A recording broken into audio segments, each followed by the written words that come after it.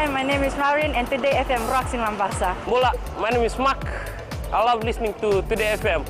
Today FM rocks in Makassi. Hey, Bula from Rugby. I'm mentor. I love listening to Today FM because they're playing my hits. Today FM rocks. My name is Enrico. I love listening to Today FM. Today FM rocks in Suva. Hi, I'm Asrika and I'm from Lotoka and I love Today FM. Today FM rocks. Bula, I'm Suva. I'm from Bath. I love listening to Today FM. Today FM rocks. Today's hit music on Today FM. And Aminaka Fiji, in this bulletin, Rote Mumu speaks on Vulagi matter. Bogus realtors remain a concern. And landlord and tenancy issues top complaints list. From the studios of FBC Suva, Edwin Nunn. The Maramambale na Rokotuin Reketi, Rote Mumu Kepa has finally spoken on the Vulagi issue. Speaking at the Forced Labour and Migration Conference at the University of Fiji Saweni campus, Rote Mumu said the word Vulagi cannot be derogatory as the definition is simply honoured visitor or guest. Rote Mumu says that indigenous Fijians themselves are regularly called Vulagi when they visit another vanua or place. This is the first time Kepa has spoken publicly on the issue after comments were made by former Sodelpa Party President Ratu Naingamala Lambalavu during their AGM last month. Ratu Naingama had labelled the National Federation Party and the Fiji Labour Party as the Vulagi parties.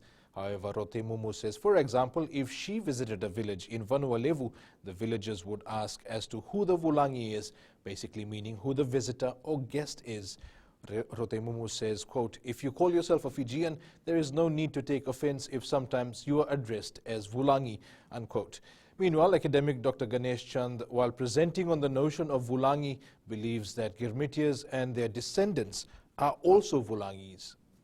Most people in Fiji who are demanding to be called Fijians or are saying, don't call me a Vulagi, I'm not a Vulagi, that behavior is sloppy. It's a very sloppy behavior. It will be resisted. It will always be resisted. And may I suggest that Girmitias in Fiji must stop demanding to be called a Fijian. You must stop demanding to say that I am not a Vulagi, for you are, in the traditional sense of the word Vulagi.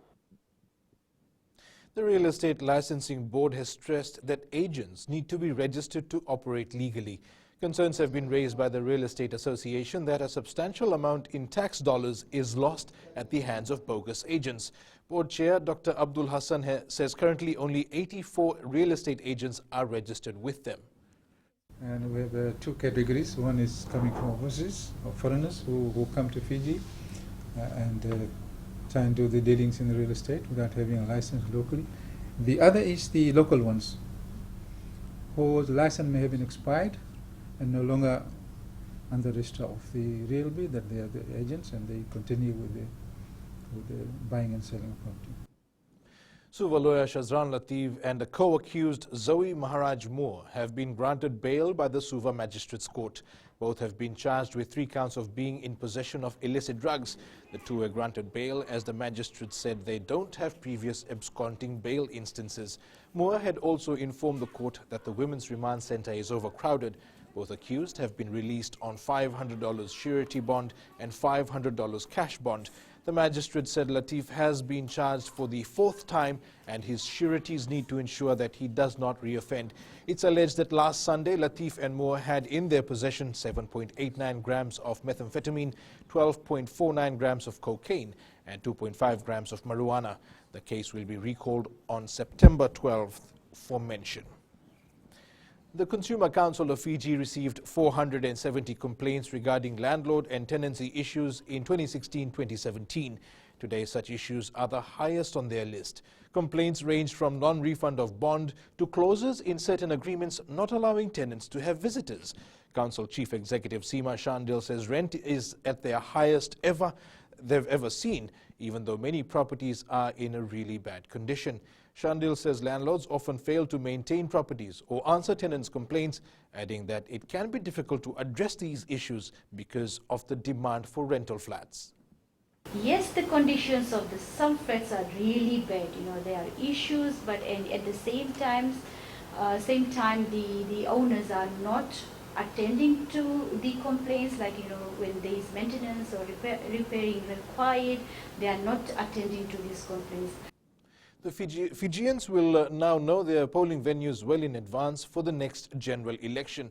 Supervisor of Elections Muhammad Saneem says polling locations are one of the primary factors that have been fixed, as the venues will now be printed on the voter cards. Saneem says the FEO previously used to set up polling venues close to election date, so voters got to know their polling venues just months prior to polling.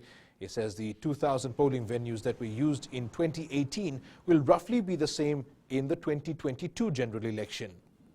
Once that is fixed, now the Fijian Elections Office is able to roll out amendments to the voter card, wherein we are now able to print a person's polling venue directly on the voter card, so that you don't have to look where you have to vote.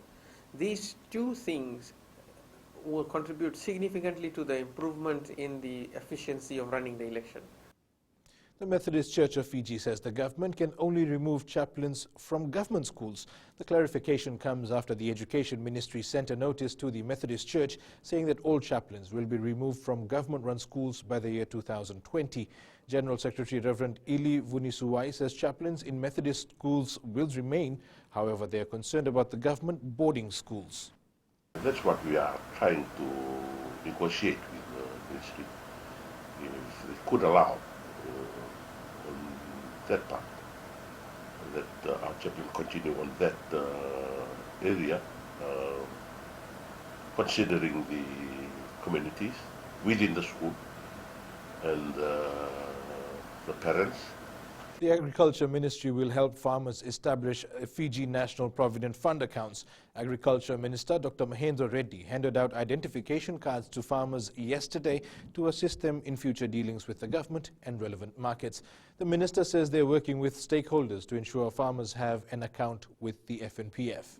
What we want, all of you below 50, I think above 50 FNPF doesn't allow to become members. We will get you to become FNPF members, so that when you retire after 55, you have a source of social security pension. So we want to make you voluntary membership. And then when we pay you this proceed, when you pay you, then from there, if you sign off, we will do a small deduction and pay it to FNPF. The Water Authority of Fiji is working on getting the water level at the Flagstaff Reservoir back to 2 meters in order to meet the demand for water in the Suva area. This follows the blockage faced at the Waila water pumping station yesterday due to debris. Water Authority spokesperson Penny Schutz says the blockage has resulted in a drop in water levels from 2 meters to 1.4 meters at the Flagstaff Reservoir, which provides water to the Suva area. Schutz says water carting has begun for affected areas and water supply is expected to normalize soon. Turning overseas, Jewish and Muslim leaders put on a show of solidarity in Christchurch, New Zealand, visiting each other's house of worship. The international and New Zealand Jewish communities have raised more than $1 million to support those targeted in the terrorist attack, and the first of that money was handed over. Coming up, McKee to name starting lineup today. And former Fijiana happy with switching codes. Stay with us.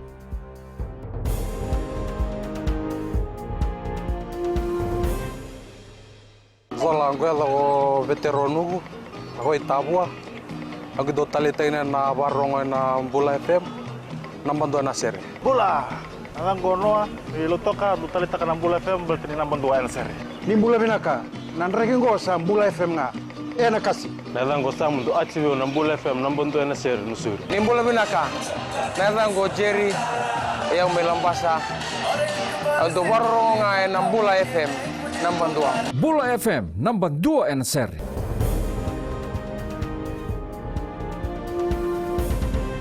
Welcome back. Flying Fijians coach John McKee will today name his starting team to take on New Zealand Maori on Saturday.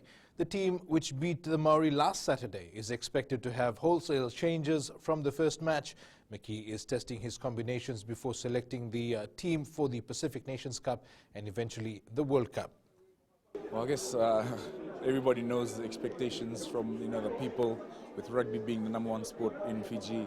The expectation is probably the highest coming from Fiji, and I think we've sort of closed ourselves off, and we're concentrating on our own, like all the stuff that we can control.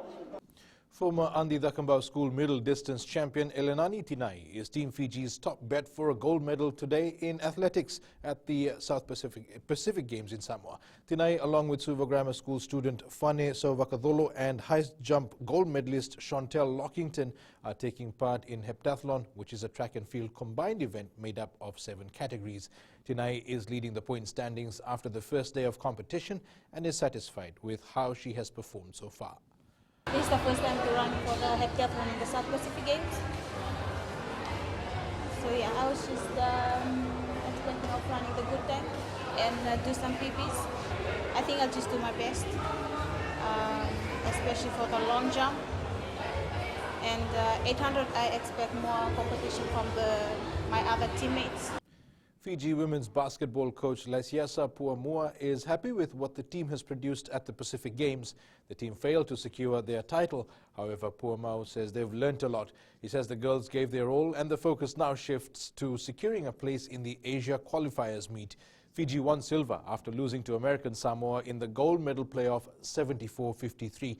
It was a sweet victory for American Samoa after losing to Fiji 4 years ago in the final. We've had a great group of leaders in the team. We're very lucky to have as our captain Valerie Nainima, who's obviously played at the highest level, and be able to teach and pass on some of the knowledge to the younger players has been invaluable for the team. Former Fijiana player Timaima Ravisa admits she does not regret switching codes to Rugby League. Ravisa captained the Fiji Women's Rugby League team that brought home the gold from the Pacific Games in Samoa.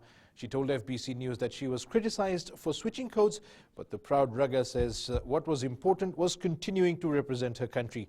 Ravisa has also been named to the Auckland Warriors 22-member squad for the NRL Women's Premiership next season.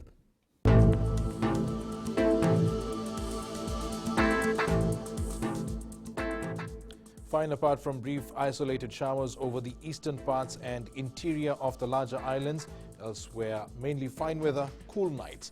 Moderate east to southwest winds rather. Winds expected to gradually turn and become predominantly southeast tomorrow. Moderate seas. And that is your FBC Morning News. Remember to join us at 1 p.m. and 7 p.m. for our major bulletins. For these stories and others, you can also tune in daily to our sister radio station, Gold FM. That's it from me for now. Have a good morning.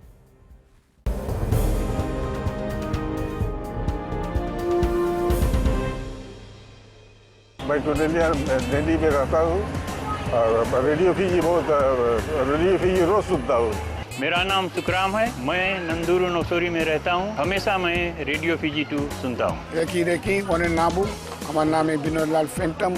Radio Fiji 2 हम लोग बहुत like करता हुआ ये सुनता हूँ। हम विनल प्रकाश है, गोल्टन ताबो में रहता है और सबको रेडियो फीजी 2 सुने, सबको लाइक करे। हम एक कलाकार है, लोकगीत कमलावती नारायण बतीरी सिंगर टोका के, और रेडियो फीजी 2 हमें बहुत पसंद है। रेडियो फीजी 2 देश की धड़कन।